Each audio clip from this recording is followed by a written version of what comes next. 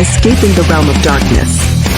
The paranormal guys are on a quest to find the answers to the hard questions of where the normal meets the paranormal and the weird, and where the natural meets the unnatural. So grab your holy water, call your mama, and get ready for the Paranormal Guys podcast. Well, hello there, everyone. My name is Neal Gibbons, and to my side here is Mr. What's your name, sir? Today it's Steve Leinweber. Is some other days? Is it something different? I can't really. These things. I can't really talk about that. You can't divulge that type of information. No, not online. All right, all right. Maybe later. Maybe. But until later, ladies and gentlemen, welcome to season 3 of the Paranormal Guys podcast.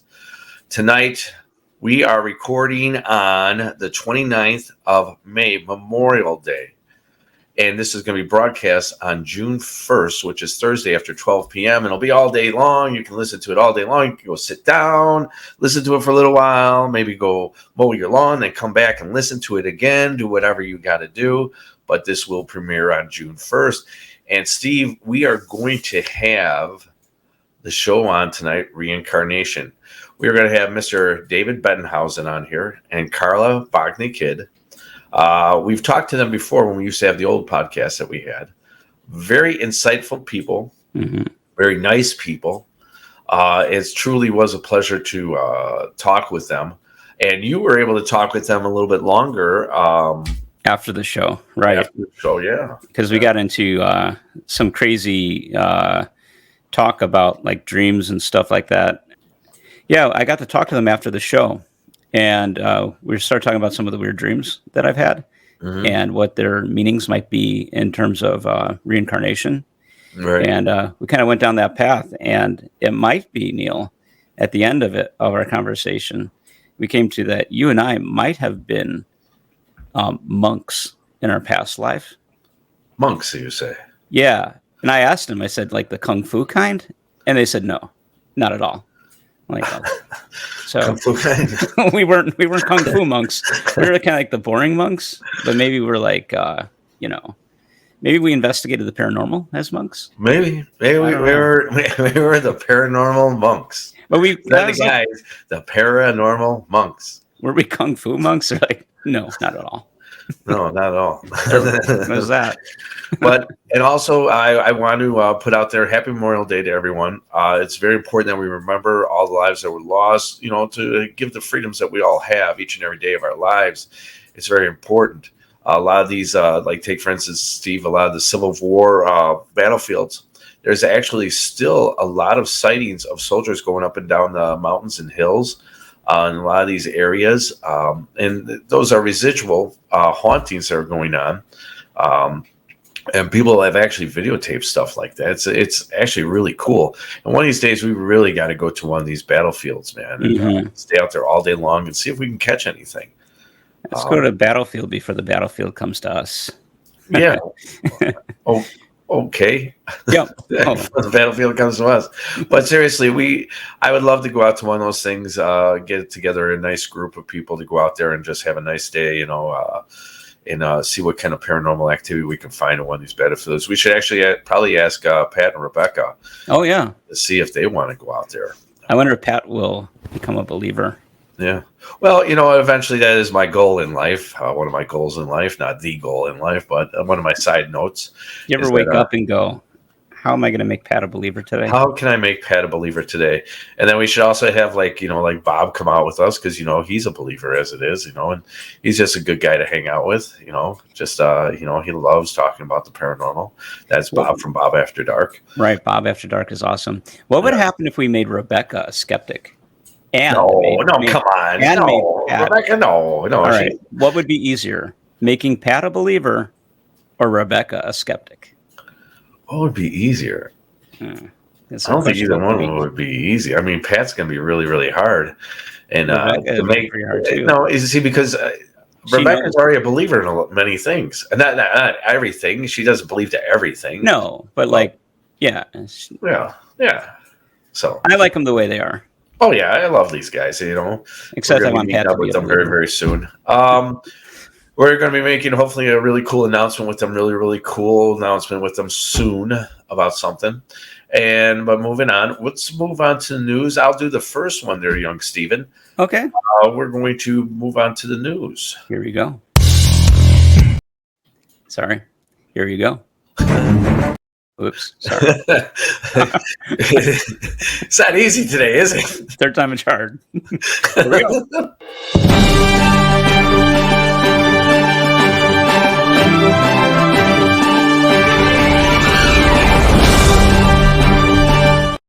All right, the Paranormal Guys news. May 24th, the Rhode Island house that inspired 2013 horror film The Conjuring, which, by the way, I really truly do love, is offering fans of the films and amateur paranormal investigators a chance to go chomping and ghost camping on the property. I don't know what word this, I don't even know if this is truly a word, chomping, but they're allowed to go ghost camping on the property in the Burville structure. Dubbed the Conjuring House after gaining fame from the film, said 8 campsites have been set up. 8 campsites have been set up on the property, each with a 3 to 4 person tent. The campsites can be rented for $300 to $400 a night, and each has its own fright factor rating, said to correlate with the spookiness, spookiness of the camping experience. Visitors are to bring their own equipment to investigate what might await them in the darkness, unknown, because this excursion is sure to test your capacity to experience the paranormal. Now, they want to go out and they want to set up these campsites. Now, going out looking for ghosts, having some s'mores, maybe have some hamburgers, some hot dogs out there, and then sleep on the property. Because, actually, sometimes a lot of places, Steve, I actually love this idea. A lot of places, it's not the house. It's sometimes the land that surrounds the house that's truly the haunted area. It's not just subjected to just that house or building. Sometimes it's the land that surrounds something that. So I love that idea that they might be out there all night long, especially in summertime. Right. What do you think? Would you? I'd like to do that. I'd like to do this. I don't like to camp. I hate camping. Yeah, but it would be cool because if you're going to be out somewhere, and we do it all night long investigations, why not make it a different thing instead of a dingy old building where we're breathing in asbestos and stuff? Why not be outside and get bit by mosquitoes? Yeah, or maybe some garden snakes. Garden snakes, or who knows whatever else is out there. I don't know what's in that. I just remember last time we had a spooky encounter in the woods. These 3 ladies came out of the woods. Oh, yeah. I'll tell the story real quick. May I? Yeah, go ahead. All right, so ladies and gentlemen, this is actually a really true story. And I know people are going to think, "Oh, Neal, you're on BS." No, I'm going to tell you something. So, as you guys know, we do tours throughout the Chicagoland area, and I think this is like our second or third year when we were doing our tours. Right? We were at a place called the Irish Legend, which has great food, by the way, excellent food. And at the end of the tour, we were asking everybody to get on their bus, and I think it was right around Halloween, right? Yeah. It was like the tour right before Halloween. Yeah, I think the tour right before Halloween. And there's a little picnic area over near the Irish Legend. And it's right off of Archer Avenue. And we're over there. And me and Steve are the last ones to get on the bus. And all of a sudden these 3, and I have to say it like this because it's true. I could get in trouble for my wife, but that's fine. I can deal with that later. 3 of the most hot, gorgeous girls I've seen, they're sitting on this picnic bench, and they say to us, "Hey, what's that thing in your hand? That box that you have in your hand?" That thing in your hand. We had the Anahata with us. We had the Anahata, just so everybody knows what I'm saying about things. So all of a sudden, I go, "That's our Anahata box. We're able to speak with spirits." And they're like, "This, why don't you bring that over here and speak with us?" And me and Steve, I don't know why, even though these girls were gorgeous, we're married. We're like, we both had this nervous feeling about them. They were all dressed in black. All 3 of them were dressed in black. They were like gothic chicks. I don't know, dude. So the interesting part about it is that me and Steve go, "No, let's get on the bus. This is not a good idea." Yeah, bad written all over it. Our monk selves came out and were like, "No, Yeah, the monk self came out. We decided to put our heads down and walk on the bus. So we turn as we're getting on the bus. They were gone. These three girls are gone. Yeah. I mean, they disappeared, and they're nowhere to be seen. Mm-hmm. And I don't know what that was. I mean, they came out of the woods, I think. And I yeah, think they went came back out of the into woods. And next thing I know is after we said no to them, they were gone. This is a true story. I'm not making this one up, man. And we did turn around because, like, you know, we do have red blood in our body, and we're men. We're men. This just happened. And we turn around and they're gone. Yeah. What the? I don't know, man. It was totally freaky. It was. I have to admit. So that's our true story on that. Yeah. But Steve, what kind of news do you got for us? Well, actually, speaking of monks, I have a story of Mihailo Toloto. Now, this happened in 1938 when he passed away, but it just came out in the news recently that the 82-year-old monk who died without ever seeing a real woman. And this came from Oddity Central. Mm-hmm. He was born in 1856, but died in 1938. Basically, he was left at the monastery in Greece, and they took him in at Mount Athos, and they raised him, and he decided never to leave the mountain, and he never saw, and I think this is the key word here, a real woman, before he died. He never saw a woman. No, it says in the title, never seeing a real woman. And that kind of got me thinking, maybe these monks were pranking him. Like, oh, here, this is a woman. And then they, like, you know, brought in Well, he should have hung out with us over on Archer Avenue. You would have definitely seen three of them right off the bat. What if he's like our past life self? And that Carla was talking about to you? Yeah. No, but he never saw a real woman. And I don't know, like, once you see a real woman, it can be a blessing and it might be a curse. So I don't know if he was lucky or not. Yeah. But I guess I wonder if he would still be a monk if he saw a real woman. What do you think? I don't know. I mean, just because he sees a woman doesn't mean he's going to all of a sudden, change his religious but background. Like he might pursue her instead of. I mean, you never know. I mean, something might get him excited. I don't know. All of a sudden he becomes the excited monk. Do you remember like being into like Transformers and baseball cards and like kids stuff, and then all of a sudden something click, and you're like, oh, and you start liking ladies. And then wait a minute, how in the holy heck does Transformers or any of that? No, because once you're a kid, you're like a little kid, right?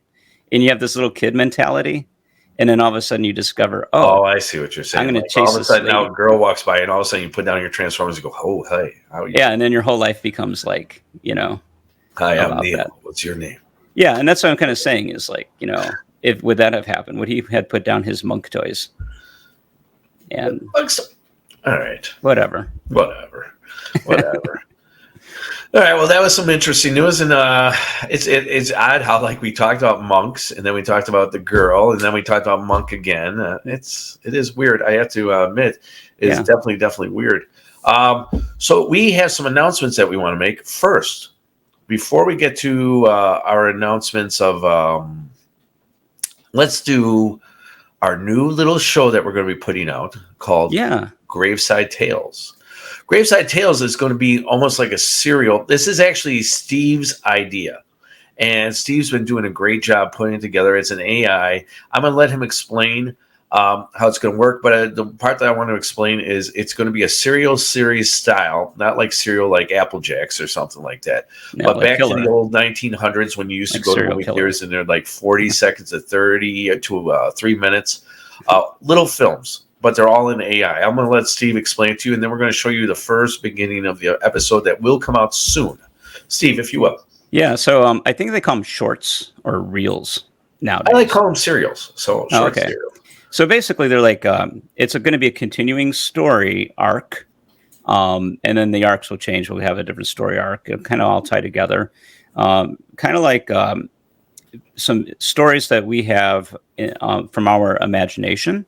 These aren't necessarily true stories. They might be based on true stories, but basically, we're just paranormal guys, but we also want to bring you the best of what we have to offer, right? We're also a part of entertainment. We like to Yeah. entertain people. That's one of our things that we do on the buses. That's the reason behind this show as well. This is entertainment, Right. And That's what we love to do. I think one of our best attributes is that we do have a twisted sense of our, kind of imagination, sense of humor, maybe. We do tell stories, but then we also have the technical aspect, right? Like, we like to try new things and everything.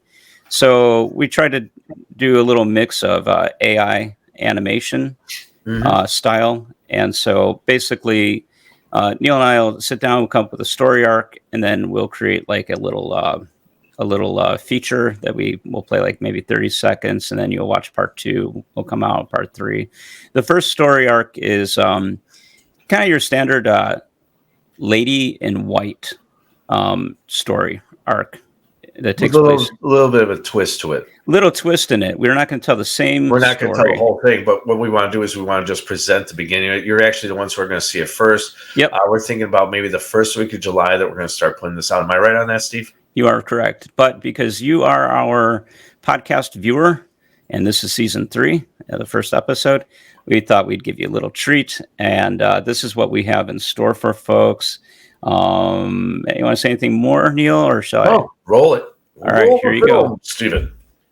As I reflect of all my years as a paranormal investigator, no story haunts me as much to this day as the story of Ophelia Lovelace, the spirit of a woman in white who haunts the Willowbrook Rest Cemetery in New Orleans, Louisiana. They say this hitchhiking spirit only wanted to find her way home, but what she really wanted was much darker than anyone would have ever expected. So, I love it. I think it's really cool. The storyline is going to continue on. We're going to do it like a 10-part series. Short little serial, short segments, short clips.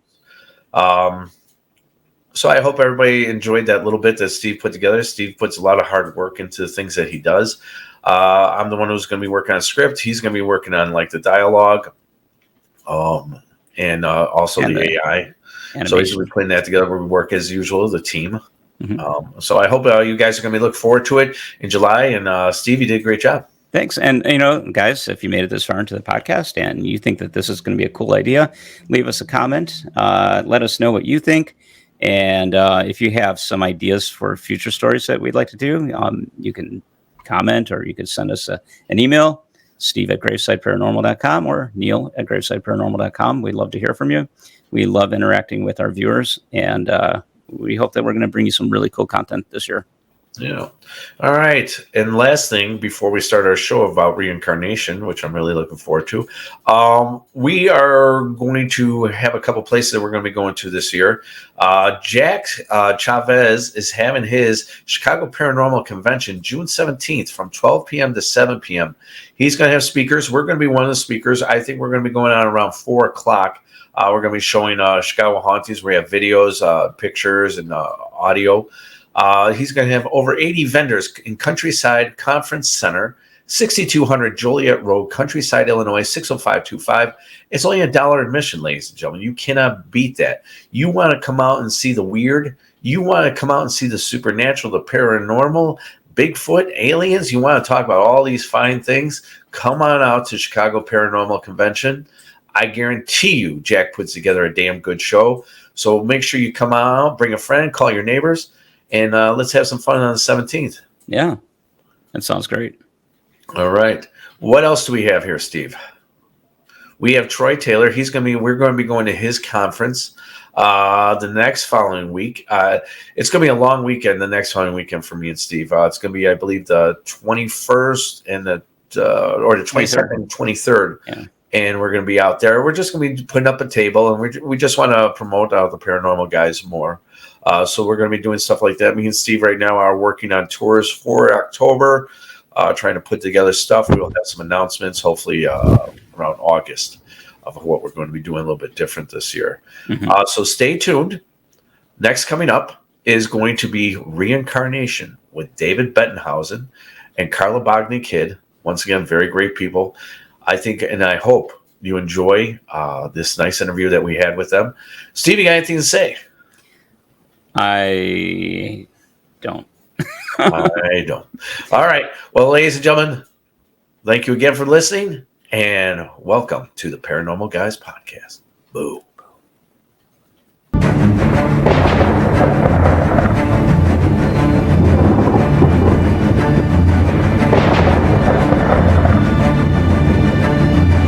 Attention, all lost souls. It's time to get into the shadows with Shell. A Vessel for Sin by Shell Ward. In a hushed and somber room, darkness looms. A tale unfolds and a boy is consumed by gloom. Once pure and innocent, now a vessel possessed by an evil spirit, a wicked soul repressed. His cherubic face, a deceiving guise, concealing the malevolence that lies within his eyes, is a vacant stare, a playground for wickedness to ensnare.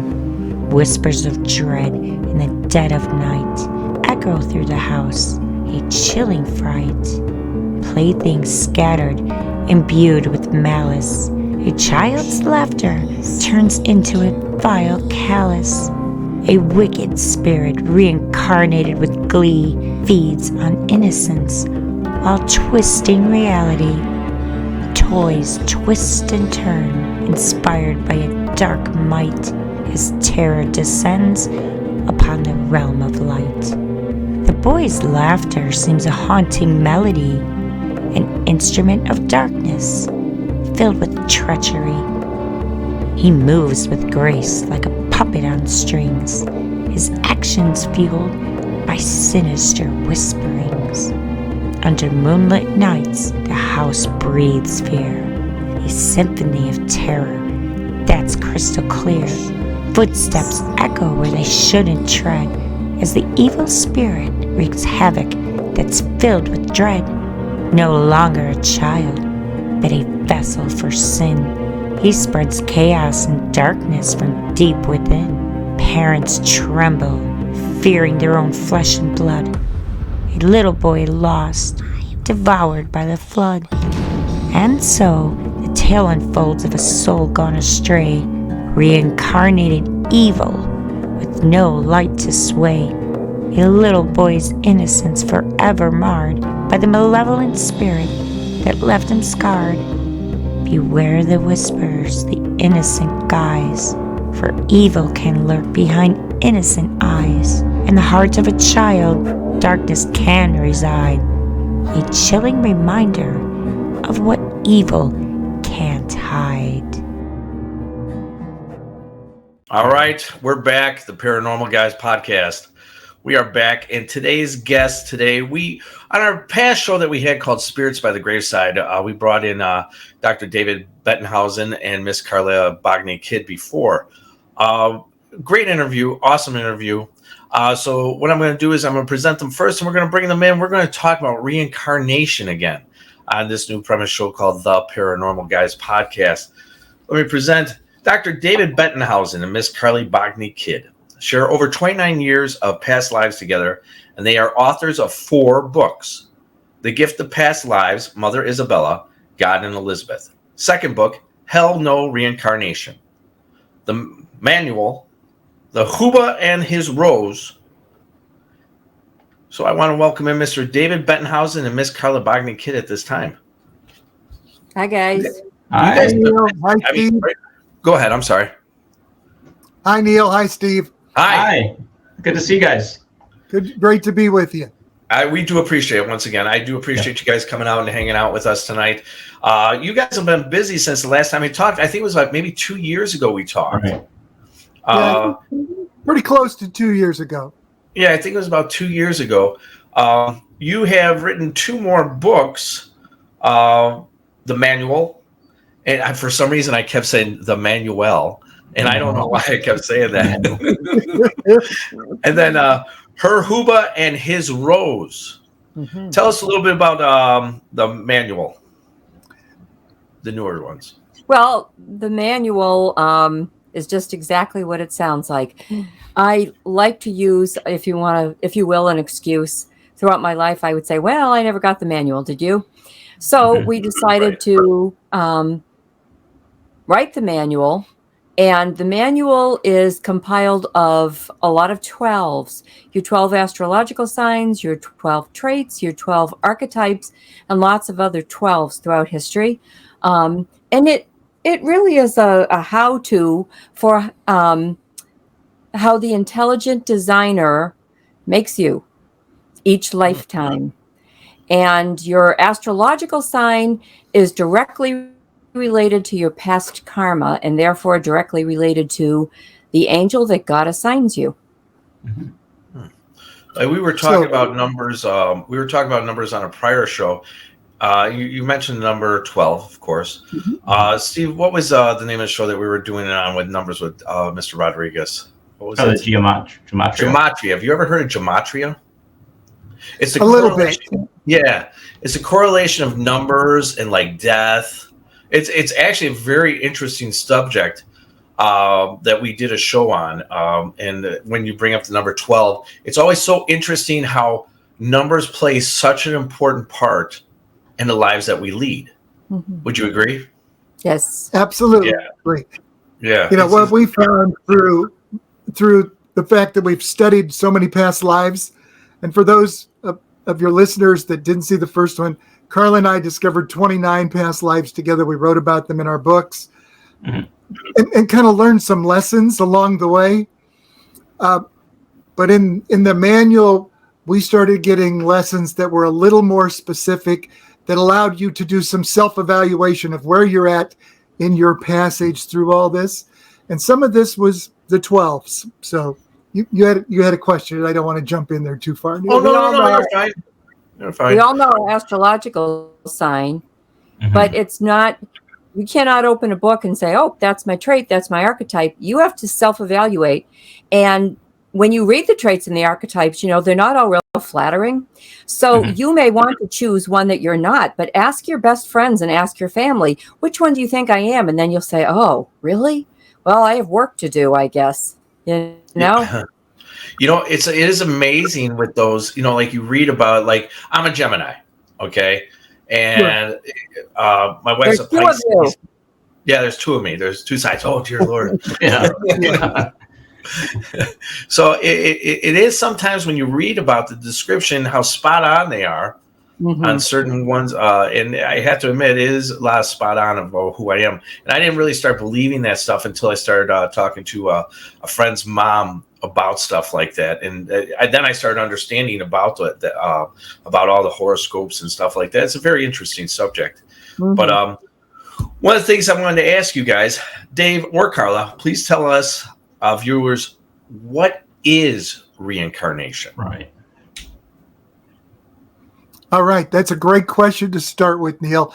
And I can answer that from many different perspectives. So from the perspective of our experience with a spirit guide and angels, I would say that it is the fact that our soul was created before our human time, and that soul is moving along in life after life, accumulating lessons.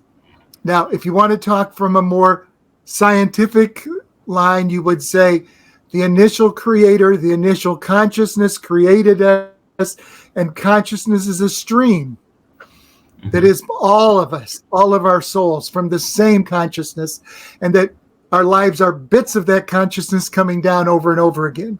So that's more of a science approach to consciousness, and that consciousness connects to us, and we're in the physical body as a receiver, versus our soul is being joined with a new body over and over again.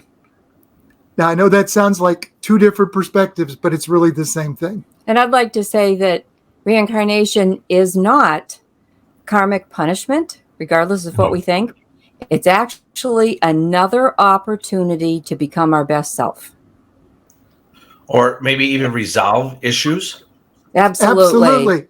This Absolutely. is, if you want to go down the pathway, because karma is part of this, but karma is really a way to keep track of the lessons that you need to learn. So we've had past lives where we've been slave owners and slaves. We've had past lives where we were Muslim, Christian, Catholic, black and white. We've been saints and sinners. Kings and paupers. Because if you don't live on each side, we've actually been in a life that followed each other where we were on different sides of the same war. Because if you don't start to learn both sides, you never learn the compassion or the understanding. It's really that point. How can you judge someone if you've never lived in their shoes? Well, part of this reincarnation issue is putting you in enough shoes so that you understand the other side. And be your better self. To be your better self.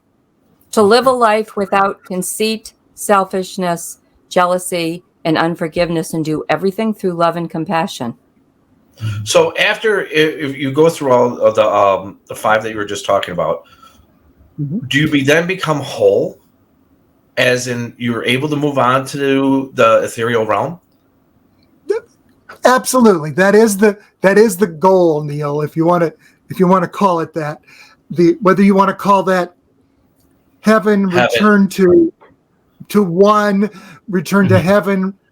And again, even in the manual, we talk that there's actually levels of heaven, which is both in Hindu literature, in the experience that we have. We've kind of explained that a little bit, because there's a period of time in between lives where you have to go somewhere.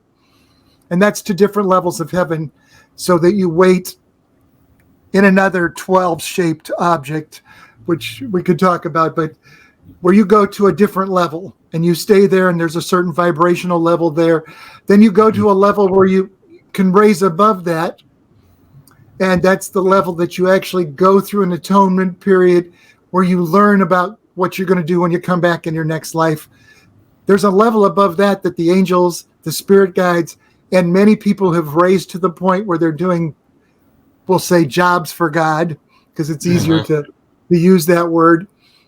And then there's people that raise above that live on what we would call a over the horizon, which heaven. Means they're done. They don't have to come back. And then there's another level, which is really what the world romanticizes as a soulmate level, where two people who are complete together may join and help send love vibrations down to earth. And then there's the 7th plane, which is really the eye of God, or the total, the oneness, the place you rise. Where everyone rises to. And at some time, at some day in the future, everybody will return to that oneness. Whenever that last person finally crosses over, everything will collapse back to the one God. Steve, you got a question? Yeah, a lot of people talk about reincarnation as in, being a chronological thing, where there's a past, there's the present, and of course the future is never really discussed as a possible reincarnation point until it happens. But is it possible to be reincarnated in a non-linear way through time? Like, can I be reincarnated as someone in the past going forward? So, Steve, there's a certain paradox that is believed that will not allow that to happen. Okay. Now, I'm also going to talk to you, if you want to go down the strictly science view of this, there are certainly some strange issues that occur on the horizon of the black star, the black holes, all of that thing where time is bent. And so if you're talking about some theory that we could potentially bend time and come back into a different time, I suppose if we all go down the rabbit hole or all go down in a black hole, there's things that we have yet not studied. Because you can't get back out of the black hole currently. So anything we've sent in there, nobody gets out. So if you want to go away from the science, I'm going to tell you that everything occurs in a normal time frame, in a normal cycle, because we live in a world here that is based on time. Okay. So I know people who say they believe they can go back in time, but most people believe that you really can't go back and reincarnate into another time because you could change your future. Right. So it's a total it's a total Marvel universe. Correct. Otherwise, if you change, if you kill your father, you won't be born in the future. Okay, got it. I can do that. Yeah, I was just kind of curious if that might be an explanation for people who can see or have psychic premonitions of things to come. Maybe, they have that because they've lived the future and now they're experiencing it from the past moving forward and seeing it. All right. We all have free will. We all have free will. So here's the problem, Steve. I think there are people that are getting glimpses of the future, of a potential future. Right. But the potential future hasn't happened yet. So if you know the potential future, you can change it. So the paradox can't happen. So you can know that this may happen, but if you change something, it won't. Right. So it's a probability of something happening. Correct. And if you do know, if things kind of go the way they are, maybe that's probability is going to happen. And you could say, hey, I predicted that. But you could see something that is a probability that's going to happen and it doesn't come true. And like, oh, I was wrong. But not necessarily. We don't function alone. We don't function alone. We have to depend on everybody else, and everybody else also has free will. Right. Sure. So if you go to a psychic and they give you a reading today, that reading cannot possibly be accurate tomorrow because everybody can change their mind. Okay. Yep. You can either go left or right or up or down or right or wrong. That's right. Or don't get in the car that was going to crash. So it's not accurate. Choice. Definitely choice. So there's no being reincarnated into your same life type of thing that can happen. So like when I die, say when I'm 80, maybe, I hope. You want to come back at 22 again? Yeah, and I want to come back as a little kid in 1972 and kind of do it over. Not going to happen. Not going to happen. Okay. Going to happen. No. No do-overs? The only way you're going to come back into a life that's much like the one you have now is if you do die young, because they'll want to put you back into a similar situation because you missed some of the life, some of the lessons that you would have had in this life. So I could come back and be better looking and then experience with that. Absolutely, Steve. I don't know how it's going to be possible because with that beard trim that way, it's pretty close to perfection now. Right? Man, look at that guy. Look at that guy. So let me ask you this. On the inside. That's right. The inside, guys. Who cares about the outside? The outside should, it doesn't matter as much. Doesn't matter. Doesn't matter at all, actually. Well, tell that to my wife when we go out on Saturday nights. Yeah, that's a hard one to sell. I'm just kidding. So here's an interesting question. At least I think it's interesting. Can the soul, when it dies, can it split? Whereas it would go to heaven, one part, and another part to go on to a reincarnation. But the one part that remembers after the death, when, let's say I died today, and I go off into heaven, does spirit split where a part of you could go ahead and go into the next life? Okay. No. I'm going to say no, Neal. So I was looking at your faces. You're like, what in the hell is he talking about? Are you trying to get it like simultaneous? No, Neal, I've heard this before, Neal. So there's no part of this that doesn't surprise me. First of all, who gets to choose what part is going? That's why I come to you guys. That's why I wanted to ask this question. So exactly, say like we were talking about. I'm a Gemini, right? Okay. Yeah. So we'll say in a psychiatric type thing where psych community, where someone has a split personality. Mm-hmm. Do you see where I'm going with that? Well, I do. I've asked all those questions. Neal, I think you've got a great question. Yeah. So the first thing I'm going to try to do is to line you up on a different a different thought. Well, let's go with the split personality thing. Mm-hmm. Certainly, that is someone who is disconnected from this physical reality. In and out. Mm-hmm. In and out. So certainly, they could be believing they are any one of their past selves because they're connecting to their memories that is following through them. So they could have been all of those people if they have multiple personalities. Right. So they could be connecting to their own past life memories, because I know that in some of the experiences I've had where Carla was taking me through and asking me questions, I literally take on the personality who I was at a different life. And the whatever the language is, he'll take it on, like a British accent or a little boy who stutters. So Okay. Sybil, the movie Sybil, she had 12 personalities, whatever it was. So perhaps she was so connected that she could jump back and forth to all of those personalities. And of course, then Hollywood got a hold of it. Right. And so another part of that same question is, we've been told that many of the people with Alzheimer's are actually disconnecting here and connecting in heaven sooner. Mm-hmm. Mm-hmm. So they have disconnected from here, but it's a strange thing that happens because many times right before their death, they reconnect here and they're sharing people they've been talking to in heaven. Mm-hmm. So they'll talk about that they saw their brother again, and they and they become more lucid right before they die. Many Alzheimer's patients do that. A lot of patients. Right. Yeah. They start talking So about, could I call it then the person who has Alzheimer's, and we'll say that is happening? Are we calling then the person a lonely vessel? That's not a bad way to. You could call them that. Their soul consciousness is not connected with this physical world and starting to connect somewhere else.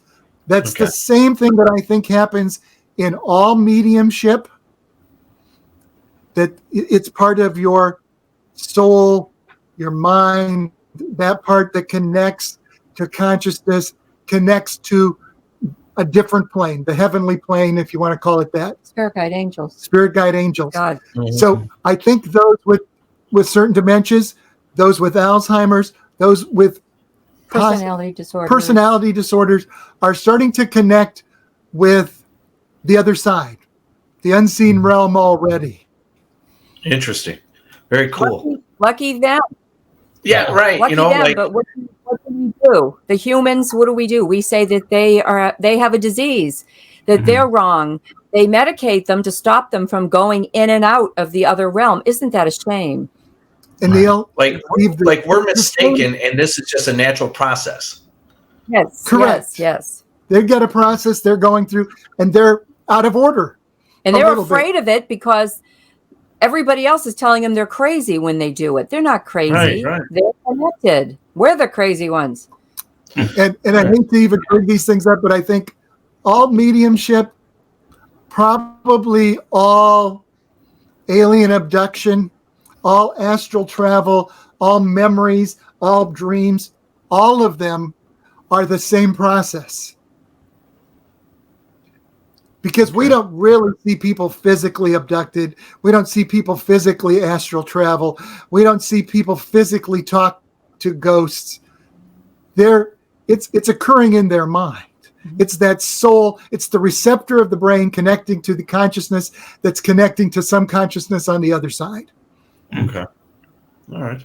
Steve, you ever got another question? Yeah. So all of our lives that we live planned at the moment, like, I don't know, maybe time doesn't exist at that point, but like every life that I lived and every life I'm going to live, is that already been written? And I'm looking for a better word. Is it already in play? There's nothing I can do about it, Only God knows, but you're the only one with choice. Are you the one that's going to be a good boy? Yeah. So I want you to, this becomes again down a very narrow path that's very difficult. And this is an argument in religion forever. Is life really predestined? If you go down the Calvinist approach, they say all people are deprived, we're all horrible, we're all doomed to death, and it's only God who gives you grace that allows you for salvation, and you have no choice in anything. Or you can go down an Armenian path, which is God has predestined your plan, but you control the plan by your free choice. And why do you need free choice? Because without free will, you can't love, which means you can't love God, you can't love your neighbor, you can't love yourself if everything's predestined. Yep. So Instead of a book that's been written completely, it's more like one of those choose your own adventure type of things where you have free will. You can choose something. I'm oversimplifying, obviously, tremendously, but that's not a bad idea. It's a bad way. It's a good way to look at it, Steve. Because we do talk in the manual about you get to choose your archetype.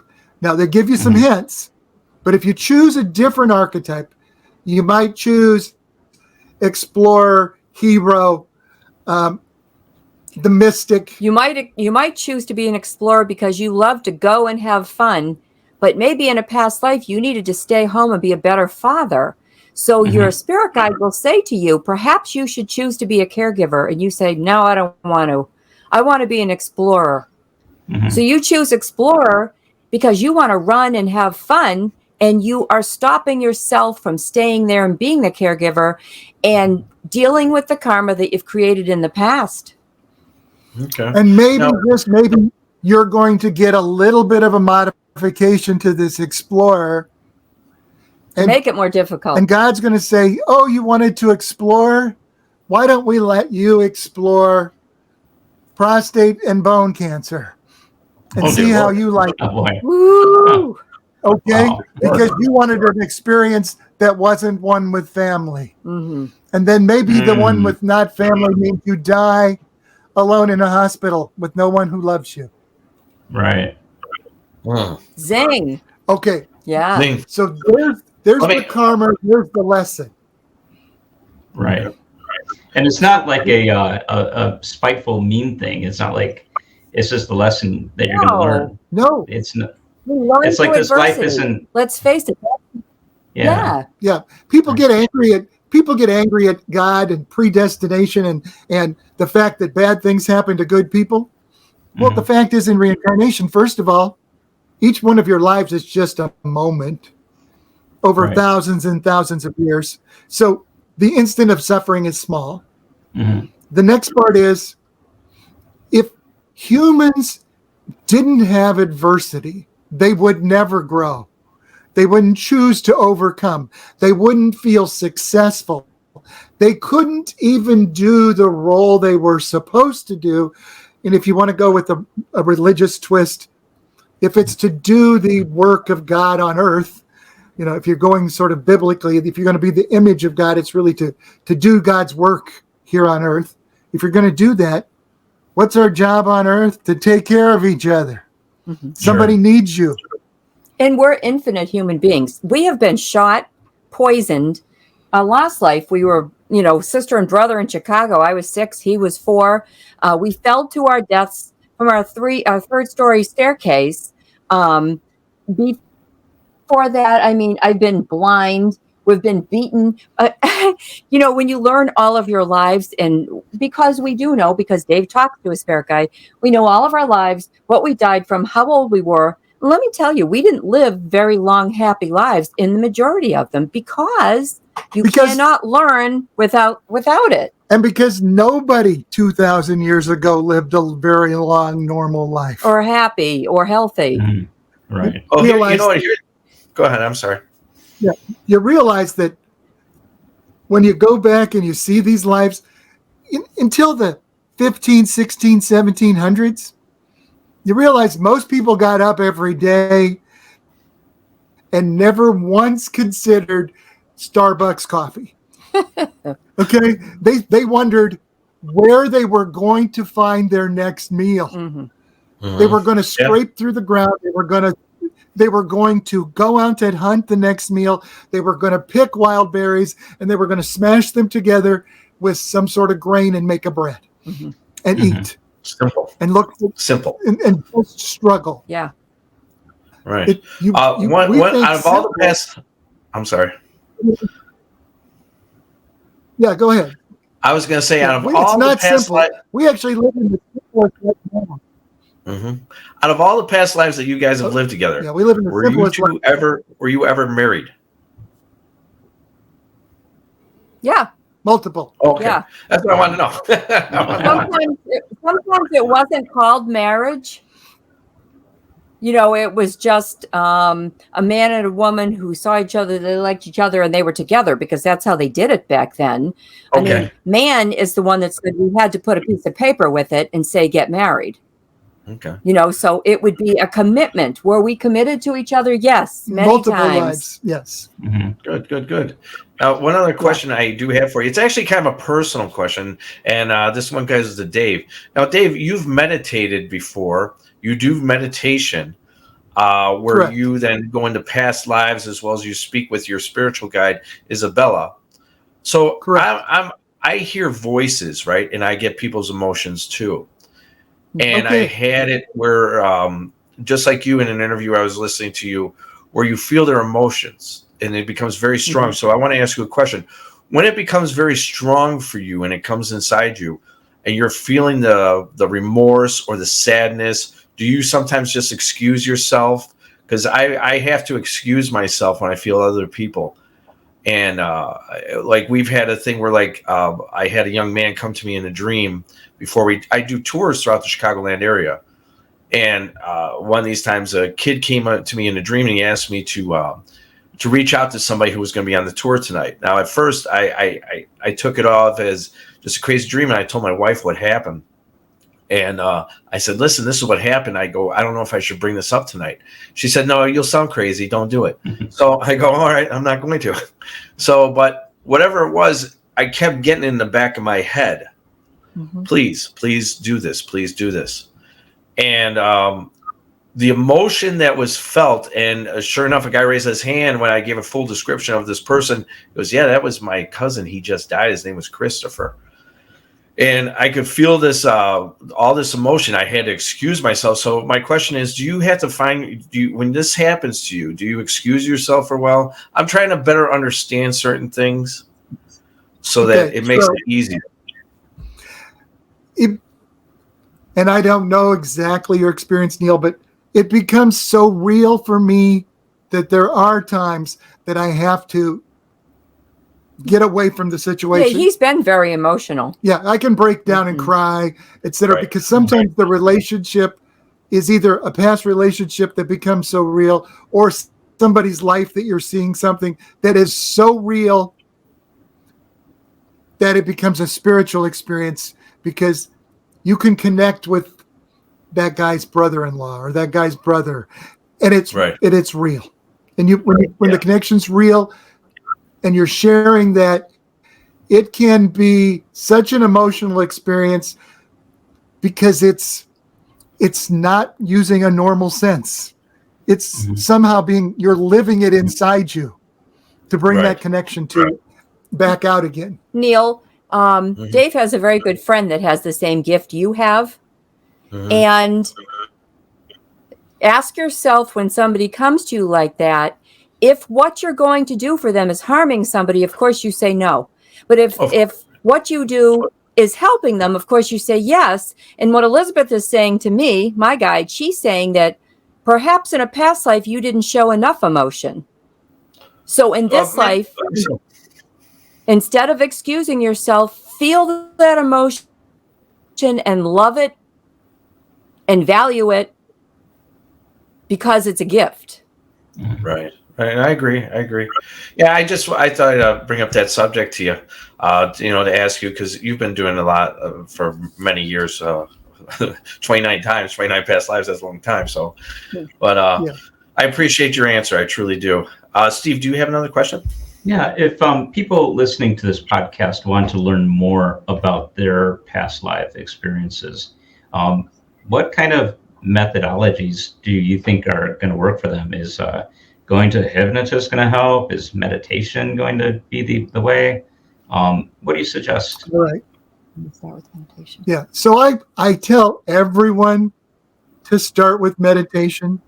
We have we did past life regression training with Dr. Brian Weiss. We do hypnosis too. Okay. I tell everybody that they should start with meditation, because if you do, by the time that you do go to somebody for hypnosis, you're going to be good at it. You'll be a little more prepared too if things pop up. Right. Yeah. So if you can learn to shut off your mind, you're going to learn to be able to visualize during hypnosis.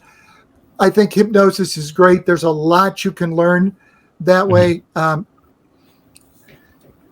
But go ahead. Your spirit guide is only going to let you experience what they want you to experience. And I know this will sound crazy, but I know Marilyn Monroe. She's a friend of mine now.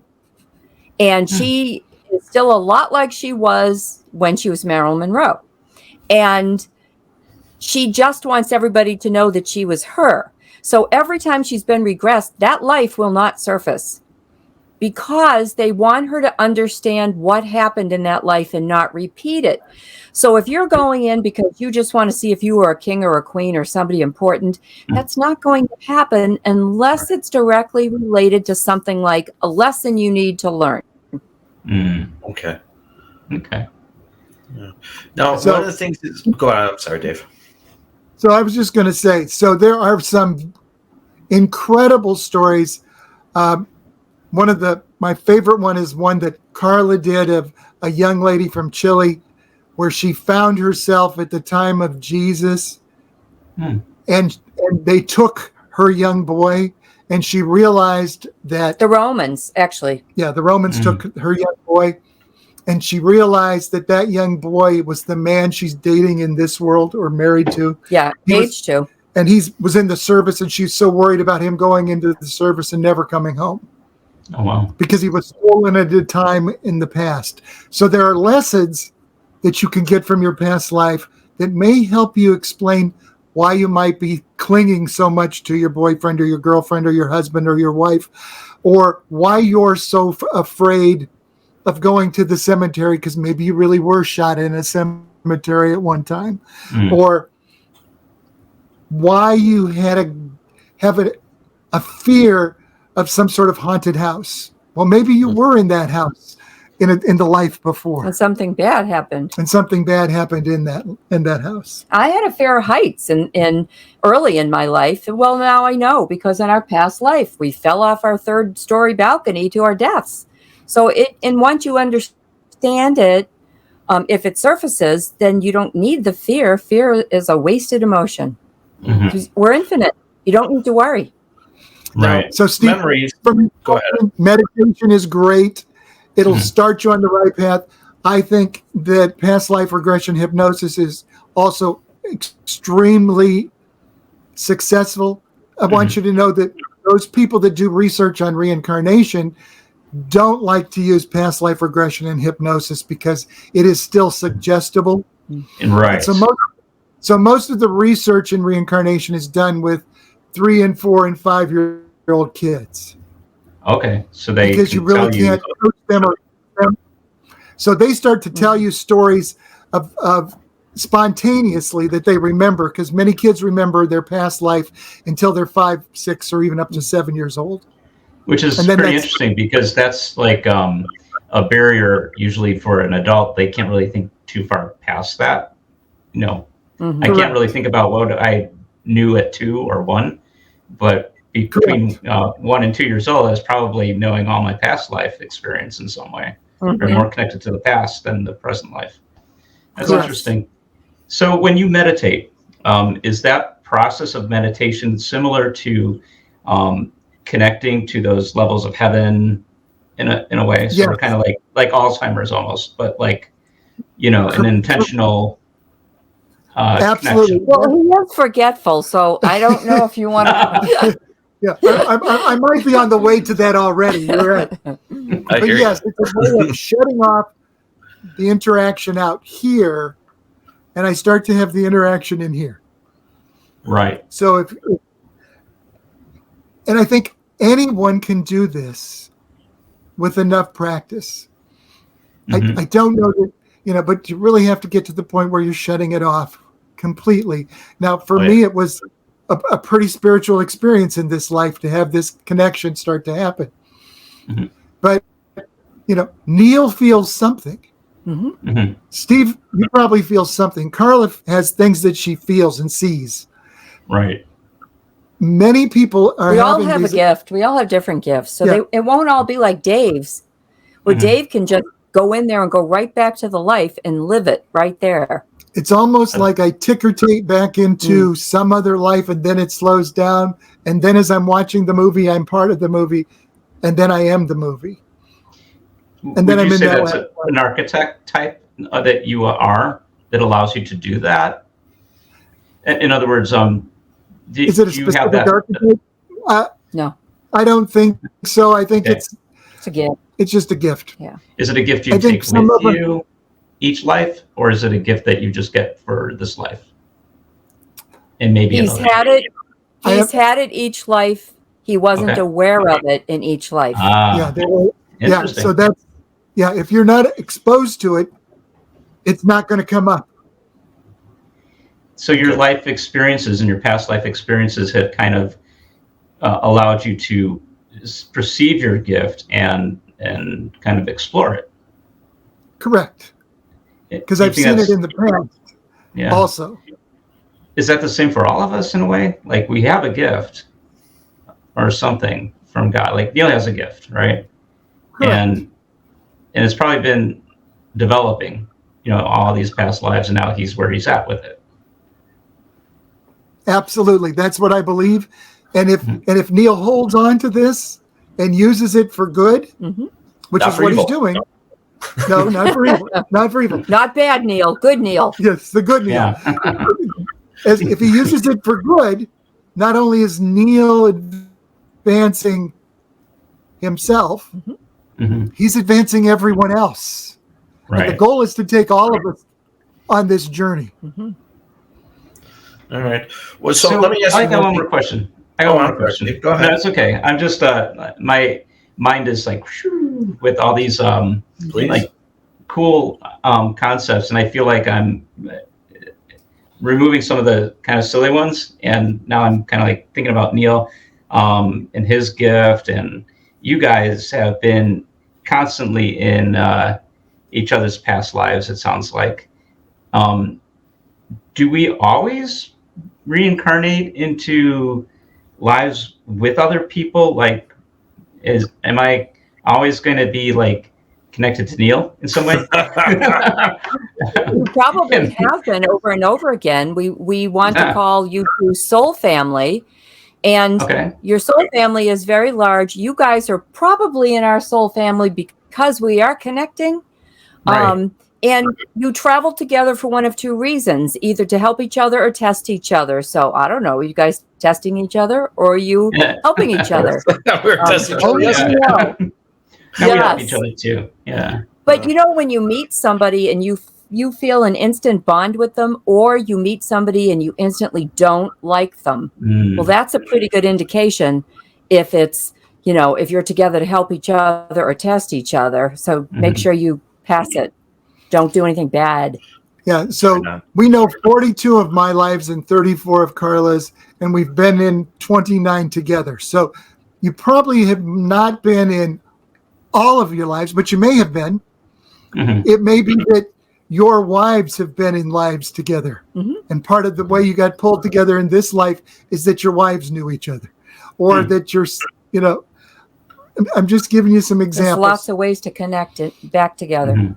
All right, let me ask you guys a question. Actually, two more questions. Now, without being political or bringing up your personal views on anything, when someone is born, let's say their first life, and say the first life is a female, would the next life, if it's a male, does that male always feel like a female because the original essence was that of a female? Sometimes. Sometimes Yeah. the answer is yes. Mhm. Now, doesn't mean that we'll always feel. So if you're asking, is this a partial of the transgender LBGT? Is our soul really a sex? I guess I would say no. Okay. And our experiences are molding those. But if you've had those experiences in the past, is it surprising that you could have different feelings in a different life? And remember, our spirit guides are neither male or female. They're both. Our angels are neither male nor female. They're both. And God is neither male nor female. God's both. So why wouldn't we do the same thing? Why shouldn't we emulate both sides? Whatever we're best at, let it surface. Okay. I get it. I just had to ask that question because I was always curious about that. Yeah. So Neal, I'm going to throw one more point in here that this would make this discussion partially political, and I'm sorry. Okay. But so you could be any one of those, LPG, all the alphabets. Don't get it mixed with PGA golf. I won't get it. Yeah. So there's a lot of letters. And the truth is, love is love. And the reason, I'm going to say, Carla's been my sister, my mother, my friend, my wife in past lives, because love is love when you're trying to help someone. And so I don't think that's putting some sort of limit on how that love is defined. It can't be abusive. So that's important. On the other side of this, I think that we have gone so far as to make whatever gender you want to be without any limits on children. You can't say you can be anything until you grow up enough to find out what anything means. So that's my political statement on this. I get you on that. I totally get you on that. Grow. Yeah. Let people grow into their role. Let them choose who they're going to become. Yeah. Don't try to tell them who they are at 5 years old because they don't know yet. Right. Exactly. They're very young, still connected. Possibly. Yeah. Probably still connected to their past life, right? So they're in this world. They're very young children, and they're like focused more on where they came from and how do they know what they're going to want to be until they kind of figure that out, right? They start to figure out what the rules are here. What can you be here? Right. Because until you know what you can be, you can't choose to be something.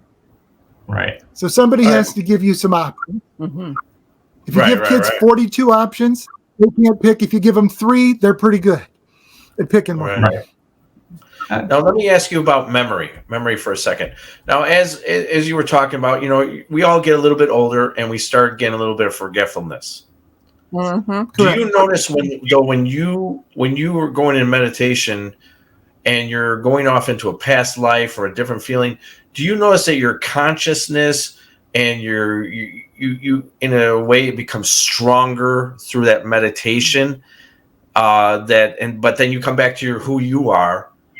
And you're still at that level, like you're at a certain age where you got the forgetfulness, like all of us all do.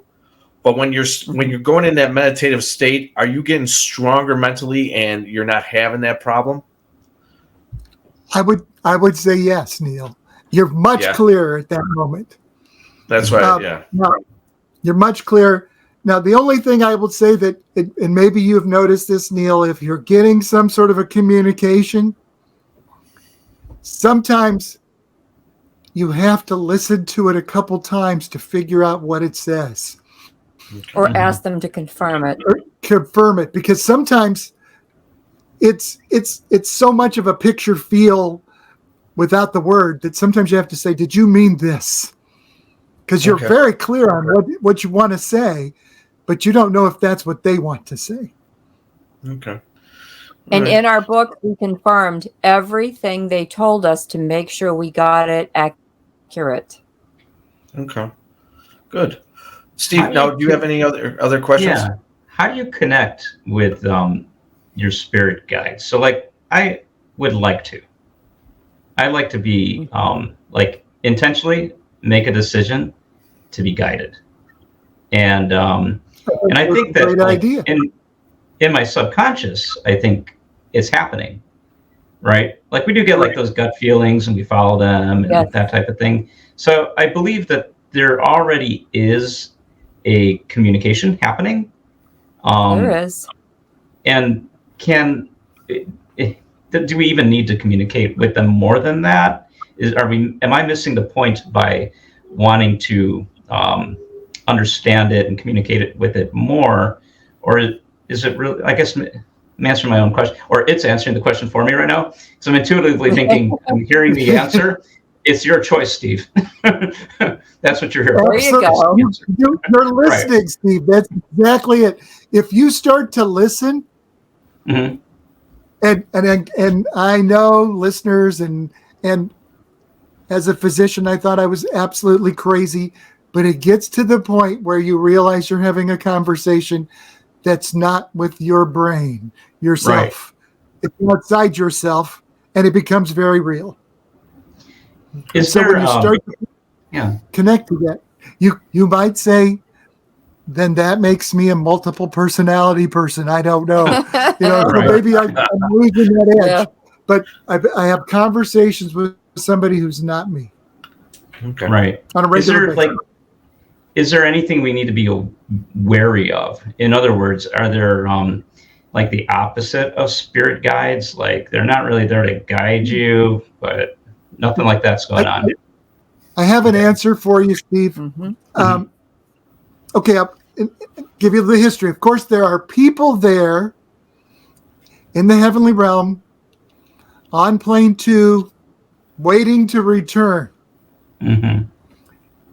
And some of them have not proceeded far enough in their lessons that they still would love to contact you before they come back because they'd like to set the world up to be favorable before they get there.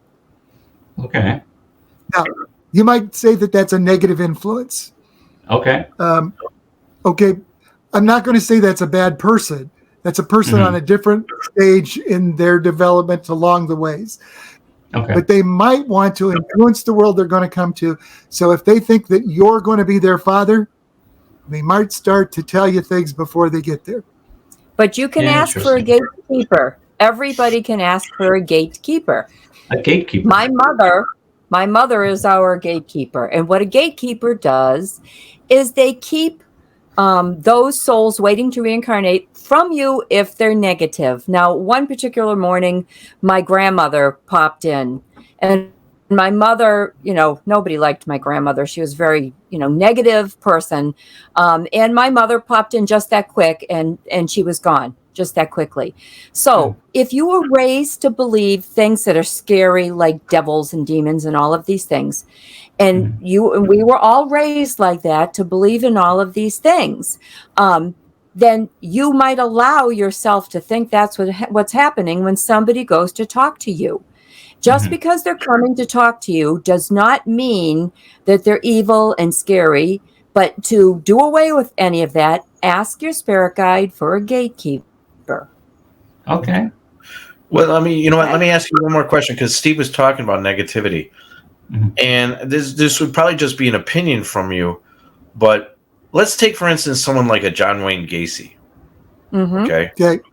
We have someone like a John Wayne Gacy who does evil deeds, as we all know what he did. Is there a hell for him and there's no reincarnation? Or is there a reincarnation for someone like that? Well, it's funny you asked that question, because we watched the Netflix series about Jeffrey Dahmer. And afterwards, I was asking Dave about Jeffrey Dahmer to Isabella. And Isabella said, what makes you think you know Jeffrey Dahmer and Jeffrey Dahmer's lives before and what Jeffrey Dahmer's been through? Yes, he did terrible things in this life. Do we know what Jeffrey Dahmer went through before? No, we do not. So it's not up to us to judge what they did. It's up to us to forgive them and love them and know that whatever they did will be handled, not by us, but the intelligent designer, but he will be given that chance just like everybody else to get it right. Because why shouldn't he? We don't know what he lived through. And all the victims are eternal as well, right? I mean, I don't want to. That's right. Yeah. And how do you know the victim didn't do something to him in past lives? Ah. So there's no, when people, let's say that is like you said. So I'm understanding that there is no consequences to people's actions. Well, there is. Yes, there are. There is always a consequence to your always. action. You come back. But does the consequence have to be permanent? Okay. You know, there's even a bunch of. First, we can go back to Jewish heritage. You know, it's in the early Old Testament. There is no concept of an everlasting life in the Old Testament at all. It's a New Testament concept. Okay, so that's one. So the thought of eternal punishment is also not a concept that's really biblical. It's that there may be a punishment, but there is nowhere that it says it's eternal forever. Okay. All right. Okay. I just want to get your opinion because we were talking about negativity. And like I said, it was just, I wanted to hear what you had to say about something. So it's interesting. The victims are also eternal. Yeah. Sure. And it's sad what happened to them in this life. We would mourn for them. But at the same time, we can realize that they are eternal and it's a process. Yes. Okay. And it's not for us to judge. We don't get to do that. We can say, oh, that was terrible. Oh my God, I'm glad it wasn't me. But we don't get to judge because, we don't know the story. Right. And you can decide, I'm not going to do that. I'm not going to be a killer when you see something like that. Right. You got a choice. All right. Or you might say, I'm going to be aware of my environment. I'm not going to, walk and listen to your headphones and be a victim. No. Now, I'm not saying that the people they weren't necessarily. I want to be sensitive to victims of murder, of course. Absolutely. But we don't know the big eternal evolution of everybody. So nope. Unless one of us actually sits down with him, I'm not doing it. And it's going to take us a while to get there. Yeah. Yeah, it's going to take a while, definitely. Right. All right. Well, you know what? Go ahead, Carla. I mean, Dave. I was going to tell you. So here's the things that you should start to think of. We know that, I'll give you an example, alcoholism a lot of times runs in families. So it only requires one person in that family to start to break the cycle. But it could be a grandfather who gives it to the father, who gives it to the son. And that grandfather may return in that life then as the son of an alcoholic. It only takes one person in that cycle to change and say, I'm not going to do it anymore. Oh, I agree with you 110% on that. I do know that as a fact. All it takes is one individual to change a cycle from something that was negative into a positive. That there's a fact. Right. So think of it that way in all of the reincarnation issues. It only takes one person to stand up and change the cycle. I agree. Right. I agree. All right, Dave and Carla, I appreciate all the time that you guys did with us. I do appreciate it. Steve, did you have anything you want to mention to Dave and Carla before we left? I could continue going on and on. I know, right? Like you could talk about this for hours, man. Right. It's such. I feel connected to you guys in some way. I don't know what that is, but I'm not going to go into it too much at the end of our show. But maybe that's why I want to continue talking with you as well. But Dave and Carla, how can people get a hold of you if they ask you guys questions, emails? How can they? If they go to our website, which is thegiftofpastlives.com, they can connect us directly there. There's also links to where to buy our books, but they can email us directly from the website and we answer them all. Right. So we'd love any emails. Yeah, and I saw you guys were on a big trip. I saw you guys were enjoying each other's company. That was really cool. You guys were out for a long time. That was really nice. I was actually watching on my Facebook because I'm Facebook friends with you guys. You guys looked like you were just having a ball. It was a good trip. It was a great trip. Came back tired, but good trip. Oh, yeah. All right. Well, once again, Dave and Carla, I do appreciate your time, and thank you for coming on the Paranormal Guys podcast. Thank you. Steve, you want to say goodbye to everybody?